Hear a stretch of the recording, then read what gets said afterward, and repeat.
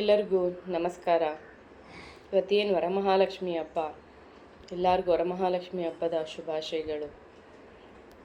ಯಾರೆಲ್ಲ ಹಬ್ಬ ಮಾಡಿದಿರೋ ಅವ್ರ ಮನೆಗಳಲ್ಲಿ ಲಕ್ಷ್ಮಿ ಜೊತೆಗೆ ಅಕ್ಕಪಕ್ಕ ನಾವು ಏನಿಡ್ತೀವಿ, ಹೂಗಳನ್ನಿಡ್ತೀವಿ, ಹಣ್ಣುಗಳಿಡ್ತೀವಿ, ಮತ್ತು ನಾವು ಏನು ಮಾಡಿದ್ದೀವೋ ಅದು ಮನೆಯಲ್ಲಿ ಅಂದರೆ ಏನು ಪದಾರ್ಥಗಳು ಇದನ್ನೆಲ್ಲ ನಾವು ದೇವ್ರ ಮುಂದೆ ಇಟ್ಟು ದೇವರೇ ಕಾಪಾಡಪ್ಪ ಅಂತ ನಾವು ಕೇಳ್ಕೊಳ್ತೀವಿ.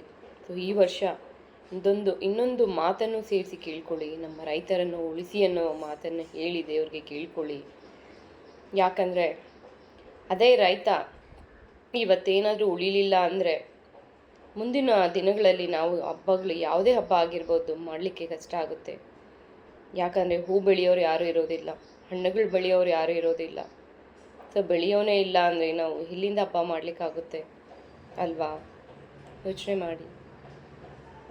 ಎಲ್ಲ ತಾಯಂದಿರಲ್ಲಿ ನಾನು ಕೇಳ್ಕೊಳ್ಳೋದಿಷ್ಟೇ, ನಾವು ಪೂಜೆ ಮಾಡಬೇಕು, ಹೌದು, ಮಾಡ್ತಾ ನಮ್ಮ ರೈತರನ್ನು ಚೆನ್ನಾಗಿ ನೋಡ್ಕೊಳ್ಳಿ ಅನ್ನೋದು ನಾವು ನಮ್ಮ ಮನೆಗಳಲ್ಲಿ ಕೇಳ್ಕೊಳ್ಳೋಣ, ಆ ದೇವ್ರ ಹತ್ರ ಪ್ರಾರ್ಥಿಸ್ಕೊಳ್ಳೋಣ. ನಮ್ಮ ಜಮೀನುಗಳು ನಮಗೆ ಉಳಿಯೋ ಅಂತೆ ಆಗಬೇಕು ಅನ್ನೋದು ನಮ್ಮೆಲ್ಲರ ಆಶಯ. ಇದೊಂದು ಬೇಡಿಕೆನೂ ನಾವು ದೇವ್ರ ಮುಂದೆ ಇಡೋಣ, ನಮ್ಮ ಜಮೀನುಗಳನ್ನ ಉಳಿಸ್ಕೊಳ್ಳೋಣ.